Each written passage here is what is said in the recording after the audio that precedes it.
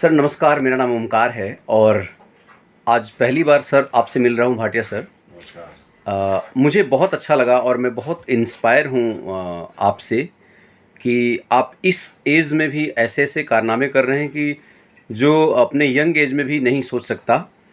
और आगे की प्लानिंग सुन कर के मुझे और बहुत अच्छा लगा और मैं पर्सनली इंस्पायर हूँ आपसे। सर मैं स्टार्टिंग की जर्नी से स्टार्ट करूँगा कि कॉलेज टाइम में कहाँ से इंस्पायर हुए कि आपको इतने नेशनल, इंटरनेशनल लेवल के स्तर पे जाने में आपको मतलब शुरुआत कर पाए आप? देखिए, मेरा नाम शम्मी है और एक शम्मी कपूर है जिनको आप जानते होंगे, उन्हीं से जी मेरा सर। नाम डला शम्मी। Okay sir. तो बचपन में मेरा जो नाम डला तो यही था कि फिल्म स्टार की तरह। और उनकी मैंने एक पिक्चर देखी थी रॉकी, जिसमें वो ड्रम्स बजाते हैं। जी। तो वहाँ से मेरे को ड्रम्स बजाने का था। और बाकी ये था कि जब मैं मूवीज़ देखता था तो बिग स्क्रीन के ऊपर मूवी देख के काफ़ी इंस्पायर होता था। जी सर। लेकिन सब यही बोलते थे कि ये जो है फिल्मी है, इसमें तो शूटिंग होती है। और लेकिन मैं ये कहता था कि जो फिल्म में दिखाते हैं वो एक्चुअल लाइफ में क्यों नहीं हो सकता।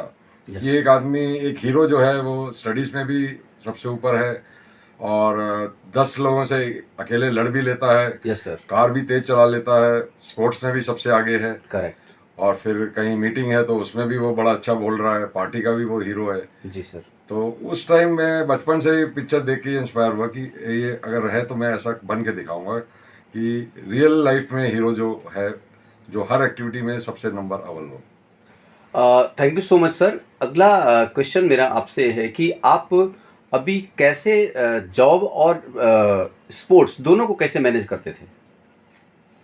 मेन मेरा जो अभी स्पोर्ट्स में प्रोफेशनल लेवल पे आना जो है वो एक्सीडेंट के बाद हुआ है। पहले मैं एज ए हॉबी स्पोर्ट्स करता था। Yes sir. साइकिलिंग जैसे है, कॉलेज के टाइम में जी। जब पढ़ाई से थोड़ा बोर हो गए, जी। 3-4 घंटे इकट्ठा पढ़ लिया, जी। तो उसके बाद रिंग रोड का चक्कर लगाने चले गए 2 घंटे का। जी। या खाना खाने के बाद रात को रिंग रोड का चक्कर लगा लिया। जी। और या जब सब सो रहे होते थे तो मैं साइकिलिंग कर रहा होता था। इस टाइप से स्पोर्ट्स में मैं, उसके बाद शादी के बाद थोड़ा मुझे लगा कि स्टेटस और अच्छा करो तो मैं कार रैली में आया। जी। और पहली ही कार रैली में मैं प्राइज़ जीता और न्यूज़पेपर में मेरा नाम भी आया। Good sir. तो उसके बाद मैंने 10 रैलीज में पार्ट लिया, जिसमें 9 में मैं जीता। Excellent sir, excellent. अभी आप से बात हो रही थी, आप कह रहे थे साइकिलिंग साइकिलिंग का एक वाक़या आपका कि मैं मुंबई बिना बताए चला गया। तो वो कैसे आपके मन में आया कि मैं साइकिल से अकेले मुंबई चला जाऊँ? देखिए, मैंने पिक्चर देखी थी बचपन में, शोर, जिसमें एक मनोज कुमार अपने बेटे के ऑपरेशन के लिए पैसे इकट्ठे करने के लिए 7 दिन लगातार साइकिल चलाता है और एक जी। रिकॉर्ड बनाता है। जी। तो मेरे को ये था कि रिंग रोड का 7 दिन लगातार चलाने के बजाय एक लंबा रूट लगाओ जी। जिसमें लगातार आप कुछ रिकॉर्ड। तो अब एक बार उससे पहले प्रोग्राम बना था वैष्णो देवी जाने का साइकिल पे, जी सर। लेकिन घर वाले माने नहीं थे। तो इसलिए मैंने सोचा कि इस बार घर में बताना नहीं है। अच्छा, अच्छा। तो मैं सिर्फ एक फ्रेंड को बता के गया था और उसको बोला था कि 3 दिन के बाद तुम पेरेंट्स को बताना, ताकि वो मेरे को कार पे भी अगर पीछा करें तो कवर ना कर पाए। जी, जी। तो उसने 3 दिन के बाद मेरे को पेरेंट्स को बताया था। और तो कितने दिन में चले गए थे मुंबई आप साइकिल से? मैं 5 दिन में पहुंच गया था। मतलब दिल्ली से मुंबई 5 दिन में आप साइकिल से पहुँच हाँ गए जी, थे। हाँ जी। Very inspiring sir.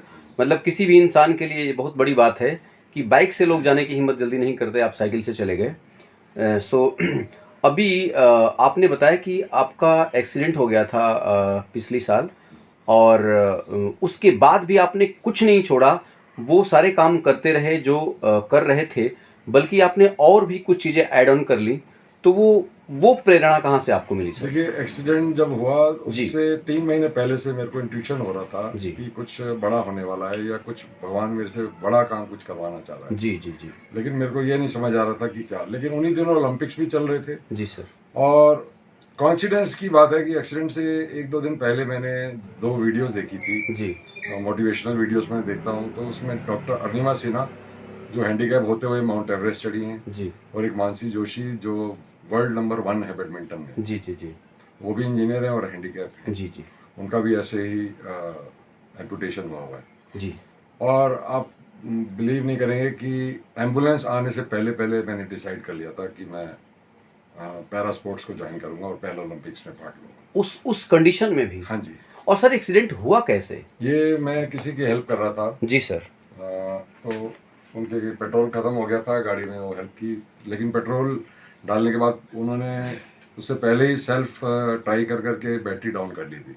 जी तो मैंने अपनी गाड़ी उनकी गाड़ी के आगे लगाई जी और जो जंप केबल्स रहती हैं मेरी गाड़ी में, जी। उससे उनकी गाड़ी को कनेक्ट किया, बैटरी से स्टार्ट किया। जी तो दोनों गाड़ियों के बीच में मैं खड़ा था जी और गाड़ी स्टार्ट भी हो गई, सब कुछ हो गया, तार भी गाड़ी में रख दी। तो हम फ़ोन नंबर ही एक्सचेंज कर रहे थे जी कि इतने में एक ट्रक ने आके जो है पीछे से हिट किया उनकी गाड़ी को जी। और मेरी लेग बीच में क्रश हो गई थी। ओहो, सो सॉरी। बट कहते हैं कि ईश्वर कुछ बड़ा करना होता है तो वो कुछ टास्क देता है, चैलेंज देता है, उसी चैलेंज में कोई निखर जाता है और कोई बिखर जाता है। आप देख सकते हैं कि सर का एक पैर आर्टिफिशियल है और इस आर्टिफिशियल पैर के साथ सर इतनी ऊंचाइयों को छू रहे हैं। मैं अभी सर से एक बार जानना चाहूँगा, सर एज क्या है आपकी? मैं आई एम 60 प्लस। 60 प्लस, जिस एज में लोग रिटायर हो जाते हैं उस एज में सर ने दूसरी पारी खेलनी शुरू कर दी है। सर अब आगे का प्लान क्या है, बता सकते हैं मेरा सर? आगे माउंट एवरेस्ट एक्सपीडिशन का है और सितंबर में मैं national institute of mountaineering Uttarkashi में ट्रेनिंग के लिए जाऊँ। जी। और एक चीज़ और सर, मुझे जान के बहुत खुशी हुई कि अभी कुछ म्यूजिक का भी आप अभी नया सीख रहे हैं। तो अभी क्या सीख रहे हैं सर म्यूजिक में? अभी मैं सैक्सोफोन सीख रहा हूँ जी और ड्रम्स, जैज ड्रम्स मेरे को आता है। जी। हाँ, तो ये देखिए सर, अभी इस एज में अभी सर कह रहे हैं कि मैं अभी इसको सीखना शुरू कर दिया हूँ। तो कि लोग कहते हैं कि मेरे पास टाइम नहीं है, मेरे पास पैसा नहीं है, मुझे कोई सपोर्ट नहीं करता है। सो ये एक ऐसी इंस्पायरिंग स्टोरी हो सकती है आपके लिए, चाहे आप यंग हैं या ओल्ड एज में जा चुके हैं या बच्चे हैं, किसी भी एज में हैं। एज मैटर नहीं करता, स्थान मैटर नहीं करता। और अगर आप कुछ करना चाहते हैं तो कुछ भी कर सकते हैं। सर ने अभी एक बात बोली कि मेरे डिक्शनरी में नो शब्द नहीं है, यानी कि कुछ भी सामने आपके आता है तो आप वो कर सकते हैं। सर मैसेज क्या है आपकी तरफ से, कोई कुछ करना चाहता है लाइफ में तो? मैं तो ये कहूँगा कि जैसे आप किसी भी चीज़ को एंजॉय करते हैं और उस टाइम अगर एंजॉय करते हैं तो आपको ना नींद आएगी, ना भूख लगेगी, ना आपको प्यास की चिंता होगी। तो या तो आप जो काम कर रहे हो उसको एंजॉय करो या फिर अपना काम बदलो, जिसको आप एंजॉय करते हो वो काम करो, उसी में आपका जो है फ़ायदा होगा, आगे बढ़ सकेंगे आप। Thank you sir. एक लास्ट क्वेश्चन और, सर कितने घंटे सोते हैं आप? मैं लास्ट 11 महीने से 1.5 घंटा सोता हूँ। लास्ट 11 महीने से 1.5 घंटा सोते हैं।